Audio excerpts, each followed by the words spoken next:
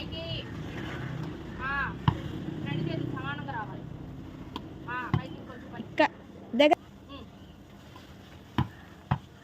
పైకి ఆడమని చేతి కింద పెట్టి కొంచెం కింద కింద కొంచెం కింద అక్కడి నుంచి ఆడ పెట్టుకొని ఇట్లా